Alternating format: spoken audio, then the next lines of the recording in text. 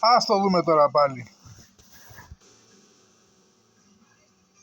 Λοιπόν, εδώ οι δύο κόκκινες γραμμές πάνε στην αντίσταση του βέλερ, ενώ αυτό το άσπρο που βγαίνει από μέσα είναι ο αισθητήρας, ο οποίος συνδέεται στο μπλε και στο κίτρινο καλώδιο, που έρχονται από το σταθμό. Ο σταθμός έχει σεταριστεί να δουλεύει, να κόψει δηλαδή στους 322. Τώρα είναι 280. Όταν σβήσει το κόκκινο λαμπάκι σημαίνει ότι έχει φτάσει στη θερμοκρασία. Κοιτάξτε τα ακρίβεια που έχει.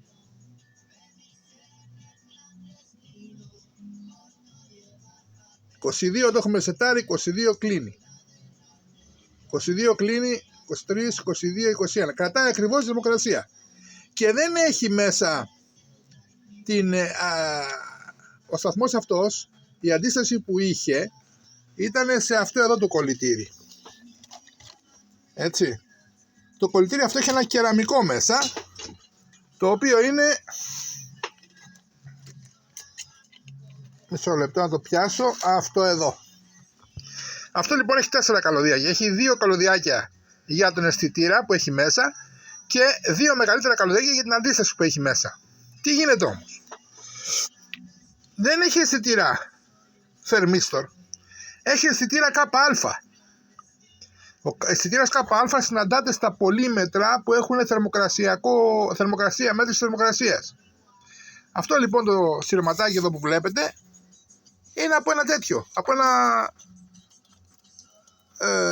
μετρητή θερμοκρασίας από πολύμετρο. Αυτός εδώ, ο οποίος έκοψα το κομματάκι εγώ στην άκρη αυτό και το έβαλα για να κάνω τη ρύθμιση της θερμοκρασίας του βέλερ.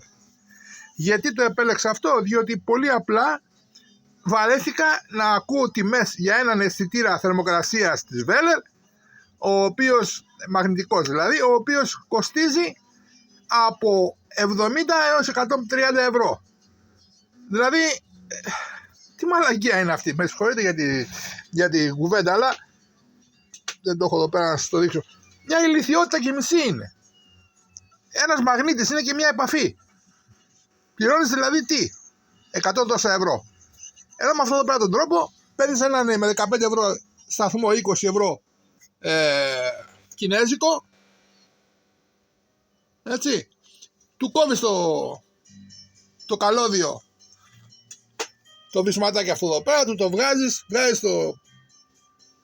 το κολλητήρι και κάνεις αυτή την πατέντα εδώ πέρα και ξεχνάς πλέον να πληρώνεις τα μαλλιά της κεφαλής σου σε αντιστάσεις και βλακίες.